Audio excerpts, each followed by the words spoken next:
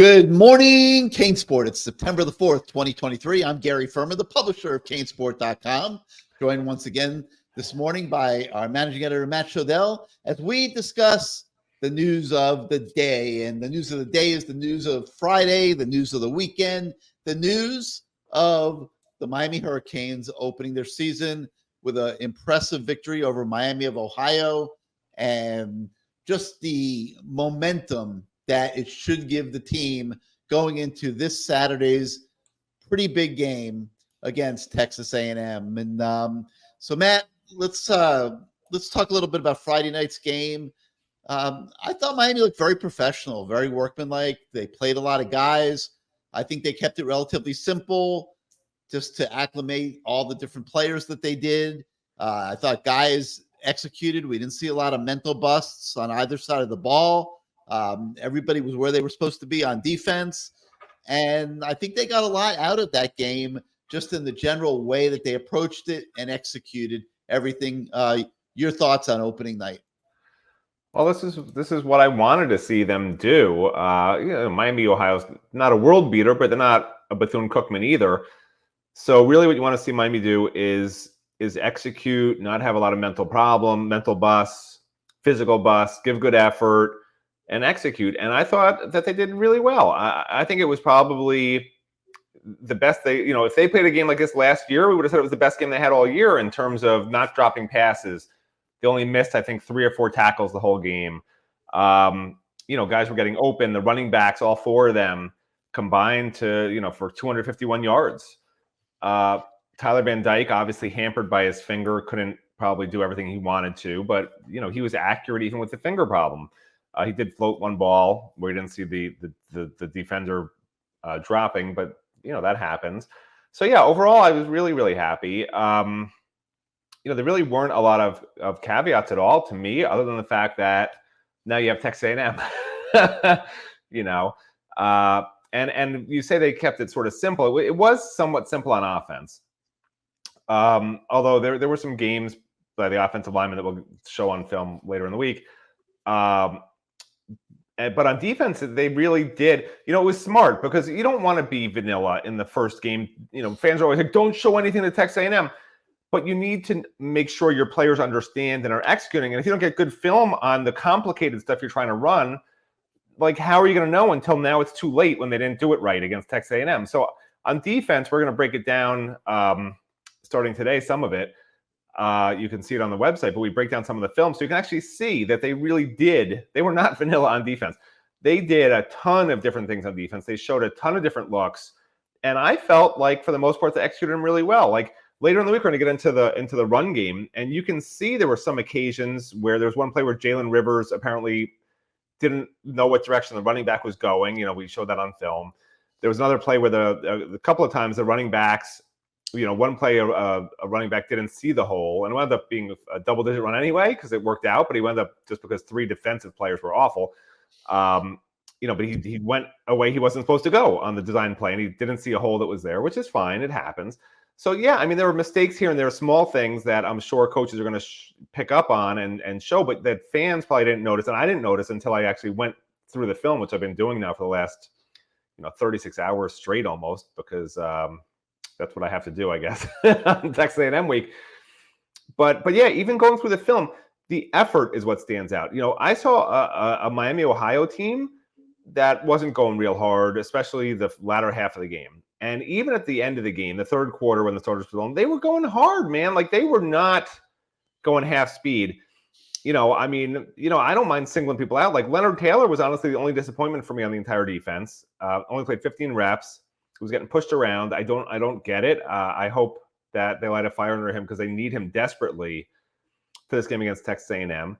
Not the only other caveat on offense was Tyler, really didn't. You could see the difference with Emory, right? When Emory came in, you just saw the zip on the ball, and you're like, oh, yeah, that's how Tyler used to throw it. And fans will be like, oh, he's just putting touch on his passes. Like, no, he's not putting touch on the passes. He couldn't get mustard on the ball with his finger.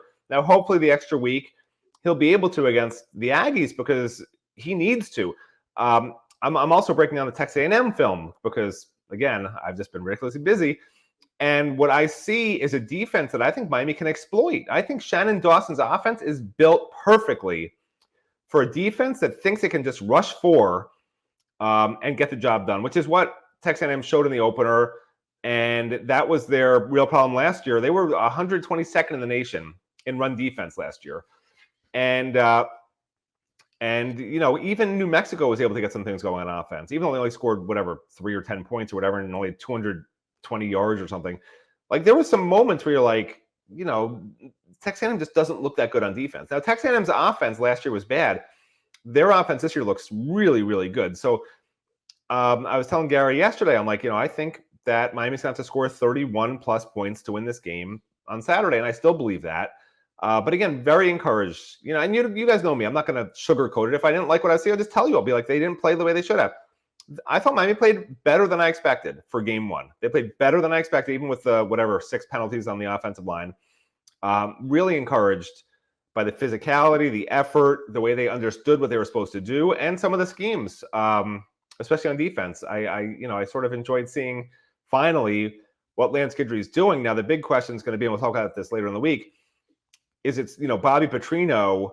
Like, Miami, let me put it this way. We'll talk about this later in the week, but I'll just real quick for those of you that never want to tune in again because they hate Matt Shodell, and they never hate you, but they hate me. I'll just tell you this: like, looking at what Lance Guidry does, it's built to stop teams like the Miami Ohios, the teams that don't have real good receivers that can get separation quickly, the teams that don't have quarterbacks who really can get the ball accurately in those 15-plus yard windows. It's built to stop the run pretty well, and it's built to get after the quarterback. But when the quarterback can get the ball out fast and accurately to a receiver that's open, when the quarterback can throw deep one-on-one coverage, most cornerbacks in the country, shocker, they don't hold up one-on-one. It's why when we watch one-on-one cornerback versus receiver drills, the receiver is expected to win 80% of the time. That's just how it happens, and that's how it happens in games. Now, when Lance Guidry comes up against an offense like this is not offenses that he's seen, at Marshall. Like, this is a different beast. And there's going to be some concern going into this game. Like, is his defense actually, there's a reason why other defense coordinators don't do this. You watch Texas A&M's defense, if they're lining up 5 at the line, those 5 guys are rushing. If they're lining up 4 at the line, it's either those 4 guys are rushing or they're going to add a nickel or a safety or a linebacker as the 5th guy. Like, that's all they did the entire game. And they weren't masking stuff and holding stuff back. They believe their 4 defensive linemen are that good, 4- and 5-star guys. They don't need to have a lot of help. Guidry puts 7 guys on the line, 6 guys on the line. He has defensive linemen dropping back. He's blitzing a nickel and having a defensive end cover the slot receiver, cover a zone. You don't think Bobby Petrino is probably licking his chops a little bit, saying, wow, when we see this look, I'm going to have my slot guy go to this spot right behind this defensive lineman, and he'll be free for whatever. Like, this is Bobby Petrino is looking at this defense and counting the ways that he can get his receivers matched up with defensive linemen and linebackers, because that's what Lance Guidry does. He's trying to confuse an offense by essentially replacing cornerbacks that should be in coverage and safeties that should be in coverage and linebackers covering tight ends with linebackers covering receivers and and things like that, which you don't see a lot at this level, but maybe it'll work. Like Nigel Kelly dropped back a lot and looked fine. Jafari Harvey dropped back a lot and looked fine, but you don't see a lot of teams that are just dropping their defensive ends into zones a lot and into man-on-man coverage a lot. And, it's going to be really interesting. It's going to be very interesting.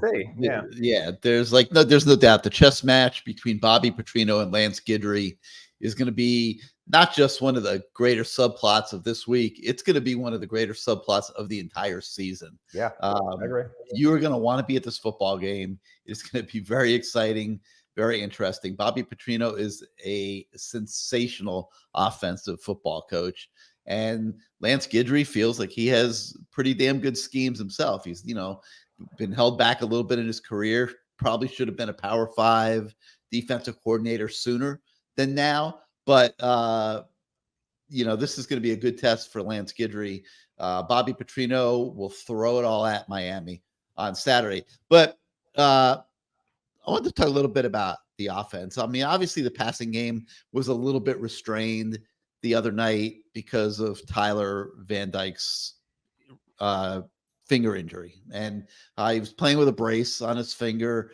Like Matt said, didn't have his normal zip on the ball, didn't have his normal control throwing the ball deep down the middle of the field. So they did a lot of horizontal stuff, and they tried to create plays for him to make it a little easy on him. And other than that, pass to Restrepo on the right sideline that he had a thread in there perfectly. He really didn't have a high degree of difficulty on his passes the other night, and finished with just 201 yards passing. One touchdown. It was a pretty pedestrian performance by Tyler Van Dyke standards and by top quarterback around the country standards. Like, in contrast, Sanders of Colorado had 500 yards passing. And some of, I didn't see Drake May's final stats, but he had a lot of yards. I mean, the top quarterbacks in the country are going to put up more than 200 yards a game. Okay. So this was a very workmanlike, don't worry about the stats performance for Tyler Van Dyke. They got a chance to get a lot out of the running backs. And you have to be encouraged by what we saw. Henry Parrish, Mark Fletcher, and Jay Allen each had 9 carries in the ball game. Parrish had 90 yards, Fletcher 76, Allen 47, and even Don Chaney had 8 carries for 38 yards in the game. 4 running backs, sharing the load, staying fresh. And if it continues to play out that way for Miami, I think it's going to hold them in good stead because, Henry Parrish in particular looked very good, very fresh, very quick. And I think the rotation is going to help these backs kind of stay healthy, hopefully, over the long haul of the season. So I thought that was extremely encouraging. I thought the offensive line started a little slow in the first half. I didn't see them busting a whole lot of holes. I thought the running backs were just pounding their way in the first half. But I think as the game went on, they kind of got their legs under them. And I thought, Matt, they performed a little bit better in the second half. And obviously, this was an offensive line playing together for the first time. So that's going to come with its growing pains. It was kind of to be expected that they would start out slow. But to me, Miami really started out better than I would have thought. I mean, when you start a new season, you think maybe they need a quarter or half to get into the rhythm of the game and of their offense. But they really moved the ball pretty consistently throughout the game. So I think that was extremely encouraging.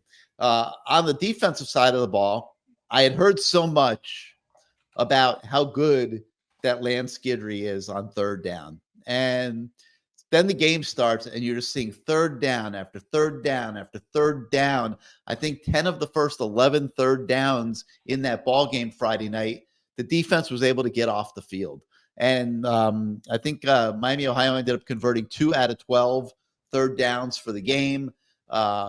That's got to put Miami right near the top of the third down stats. I did not look that up to this point, but we will try to do that here and double check that. But Lance Guidry had the number 1 third down defense in the country last year at Marshall, and certainly had a great start in going 2 for 12 here on opening night, which brings me to the Texas A&M game. And when I watched the way Bobby Petrino attacks offense, and like a lot of these great offense coordinators, he likes to throw the ball first. Let's be honest. He'll spot in the run game because he has to, but they'll probably be 60-40 pass run, I would think, in the game on Saturday. And I'm not so sure that Lance Guidry is not going to be best off treating against Bobby Petrino almost every down like it's third down, as opposed to just third downs, because that's the type of offense Texas A&M is going to run. So with that in mind, like Matt said, we sent him to the lab and had him turn off the lights and sit there and play his projector over and over and watch Miami's third down defense in the game the other night. And on the website this morning, you will find a very comprehensive look at Lance Guidry's third down defense and why it was so effective in the Miami, Ohio game. Make sure you check that out. So, Matt, after all the hours in preparing that story that everyone's going to read this morning, your thoughts on why Miami slash Lance Guidry was so successful on third down, and why Lance Guidry now is building a multi-year pattern of being successful on third down. Well, Guidry was successful on third down in part because of who he was playing, but also because of some of what he did. But first, let me go back to what you said before, because you're talking about Shannon Dawson on third down also. And this was not the Shannon Dawson that I expected to see. It wasn't the Shannon Dawson offense, quite frankly, that he ran at Houston. This was not a hybrid air raid. This was a hybrid Mario Cristobal Shannon Dawson offense. Like, that's what I'd call it from now on. This is the Cristobal Dawson air raid, because there's no way that it was not Mario Cristobal's idea to put Samson and Okunlola in a tight end's jersey number, along with Matthew McCoy in a tight end jersey number, 2 offensive linemen, and attach them to the line, for a bunch of short yardage running plays. It worked. It was smart, along with McCormick, a blocking tight end. Those plays worked, but I found that interesting on offense. And I think it might suit them okay. If you're looking to control the clock, if you're concerned about your defense not having depth, I have no problem with it, because the truth is, even if you have a high scoring offense, if they're scoring very quickly and you don't have a great defense, you're just going to be looking at, some upsets, because other teams are going to be able to just score more points than you sometimes, But anyway, so you asked about the third down success that Lance Guidry had. And this, I did like what he did. And again, I think this will really help Miami not lose to the Georgia Techs, the Virginias, the teams that don't have great quarterbacks. I think this defensive system is really built where those teams are going to have a lot of problems moving the ball against Miami with this system. They really are. So really, you're just looking at, the Clemsons, the Florida States, the North Carolinas, and the Texas A&Ms. Those are the 4 teams. That's your 8-4, right? And those are the 4 teams that this defense is going to struggle against. And you could look at the clips that we put online this morning and see why they worked. And several of the times that these plays were not converted, you'll see, well, if the quarterback actually threw a good pass, they probably would have converted. Or conversely, if the offensive line just didn't make a mistake here or there, or this running back wasn't lined up on this side, it was lined up on that side, then the quarterback would have plenty of time to find a guy downfield. Two of the 12 third downs, Guidry did the exact same thing, which was when he loves to line up 6 or 7 at the line and then drop 2 of them, one of them usually defensive linemen into coverage, and because then the quarterback's not expecting that when the quarterback's looking at who's on the line, he's identifying who's the middle linebacker, who's the defensive ends, and he's not expecting the defensive end hypothetically to drop into coverage and for the linebacker to be the guy who's rushing, right? So that's why Guidry does this, to try and confuse them, have them misidentify who's doing what at the snap, and then the quarterback freaks out and goes to the wrong spot and whatever. Obviously, there was no interceptions, no turnovers, so it didn't really work like that against not a great offense. But the not a great offense also didn't get a lot of success on third downs or in general.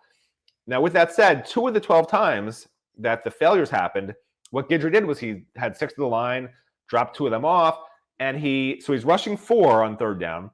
And what he decides to do to create pressure, because he doesn't feel apparently that his 4 guys will get pressure just by themselves like a Texas A&M would, he takes the left end and at the snap has him sprint all the way around to the right side of the line, okay? All the way around to then attack the left tackle with the right end. So now the left tackle, hypothetically, it has to choose between who am I blocking, right?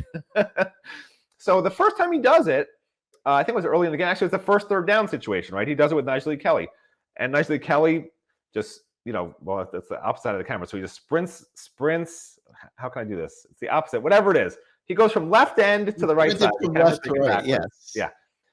And Jafari Harvey is already there locked in with the left tackle one-on-one. Quarterback's drop back, looking for someone open. Nobody's open. Quarterback's still standing there looking for somebody. By the time that Najee arrives, the left tackle is, you could clearly surprised, like, where did this guy come from? He drops off Jafari and starts to block full speed Najee coming at the quarterback, which just leaves Jafari wide open for the sack, right? Which is what happened. So it worked great. And then he dials it up again in, I think, the fourth quarter, late in the third quarter, whatever it was. The exact same play. Okay, he does it again. But this time, and it was a different player at left. It wasn't Nigel Leak. It was, you guys can look at the story. Whoever it was whoever was at left end, comes around and doesn't get there fast enough. And the quarterback is able to get the ball off. And it either should have been caught or it was caught. It was one or the other. And that's the thing with that. When you're doing these kinds of plays, they take a little bit of time to develop. Whereas if you feel like you have great defensive linemen that just beat your guy and get to the quarterback, it's over. Think about how long it takes to get around the entire line from one side to the other and then attack upfield. That's what Lance Guidry did on 2 out of 12. 16%. Is that what 2 divided by 12 is? What's 1 divided by 6? 16%? I don't know. 12% or 16%. That percent of the time, that's what he decided to do to get pressure. Does that work against the Texas A&M? Does that work? Does giving that extra split second of time to the quarterback just so you could try to maybe get some pressure you don't think you can get otherwise? Does it work against North Carolina? I don't know. Does it work against the Florida State running quarterback who now can just run to that gap that the left end has vacated with nobody there? I don't know. So that was yeah, exactly. So that's what makes it really interesting. Maybe he'll do something different. Maybe he'll come up with different schemes just for A&M. I'm sure he has a lot in his pocket. I'm just not sure how much he's been able to install that the defense fully understands because it is complex.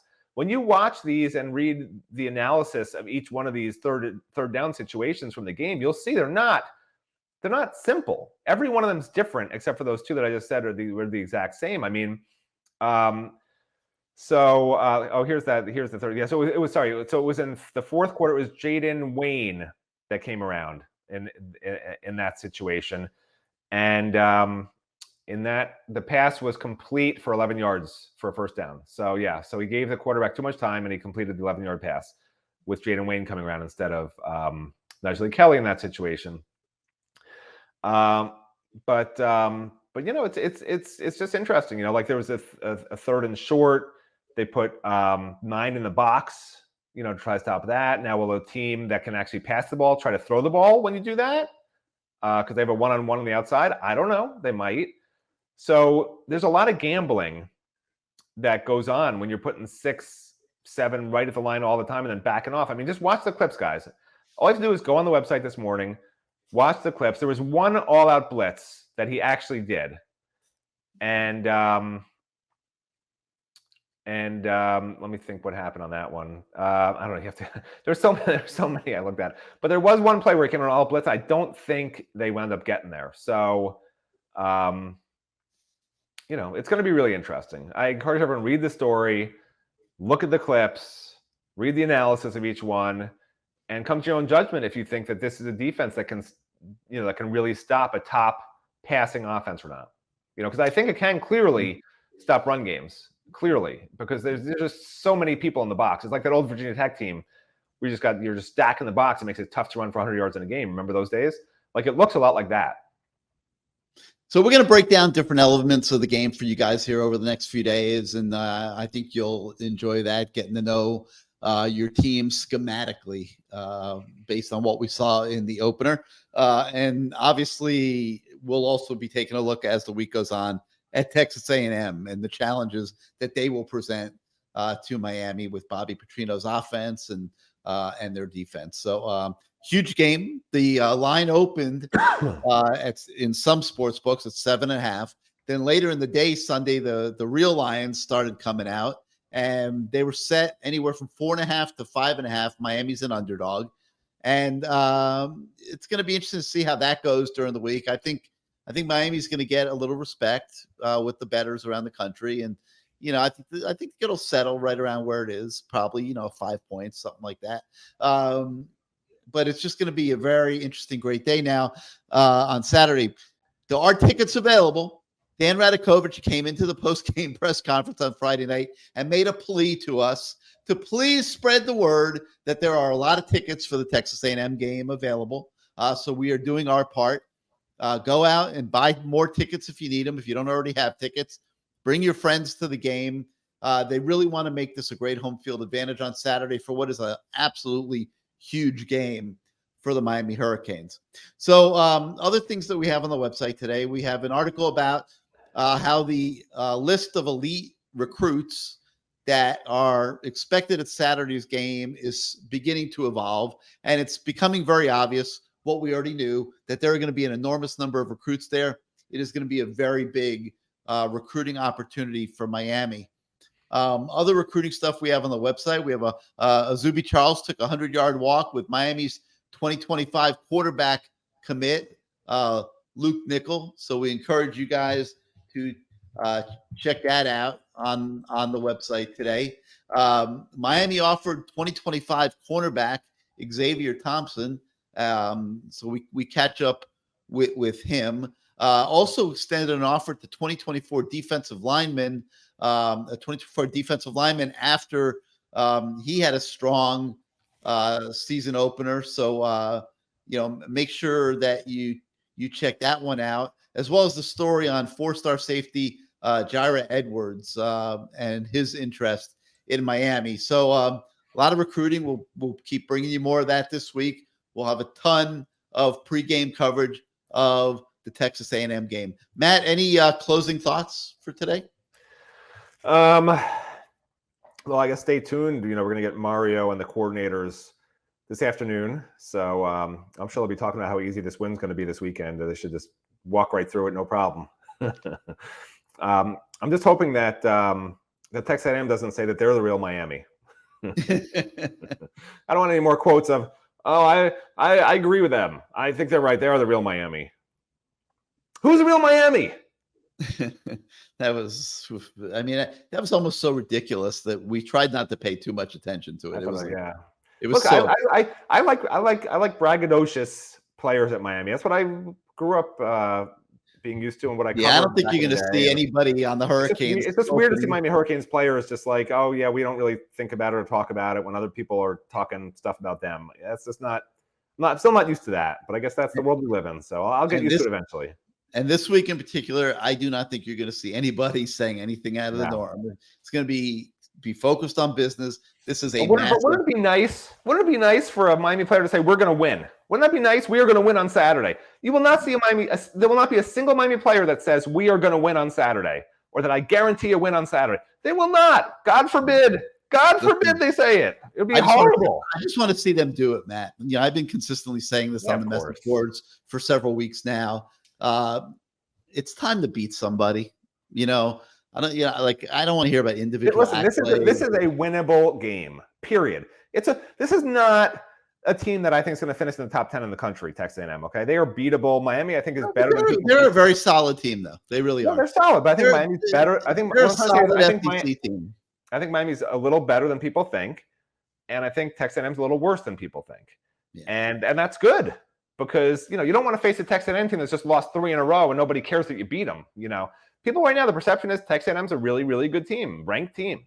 So let's beat them, why not? And then Miami goes 5-0, everyone's excited, and then they lose 3 of the next 4 games. Let's at least get to the 5-0 before we lose the 3 games. How about that? If they can get pressure on the quarterback and they can contain the passing game of Texas A&M, Miami will have a phenomenal chance. There is a path to victory in this game. Watching the film on both teams very, very closely, there was no doubt in my mind that Miami can draw up a game plan that can win this game. Yep, got to get it done. It's time to beat somebody. So that'll be the theme of the week. We will continue talking about it and breaking it down as the week goes forward. Remember, some program notes. Tuesday night, we have our CaneSport live show at 8 p.m. on Tuesday, and then Wednesday night, we'll have the Lamar Thomas show again. And that is going to be one that you will not want to miss, because Lamar Thomas coached under Bobby Petrino and knows Bobby Petrino inside and out, and is going to be able to give us incredible insight into how Bobby Petrino approaches offense and what we can expect to see on Saturday. So make sure you tune in Wednesday night for the Lamar Thomas show for that. So that's going to do it for today for Good Morning CaneSport. We thank you so much for starting out your day with us. If you like this show, like our YouTube channel, hit your subscribe button, hit your like button. Helps us with the algorithms at YouTube in growing our audience. If you're not yet a subscriber to CaneSport.com, we have extended our special into this next week. It is now called, instead of the kickoff special, it's now the big game special. Okay, so you got a few more days to take advantage. New subscribers get 50% off your first year. If you're not yet a subscriber to CaneSport, please come join our community of fans. We don't think you'll be sorry. We really have a great group of fans that are on our website on a daily basis. We provide an incredible amount of coverage of the team that hopefully allows you guys to have a better fan experience.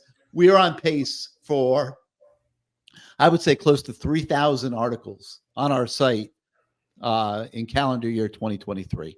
So a lot of coverage for you guys to get to know the team, the program, the recruiting really, really well. So for Matt Shodell, I'm Gary Ferman. Thank you so much for joining us again this morning, and we will see you tomorrow, everybody.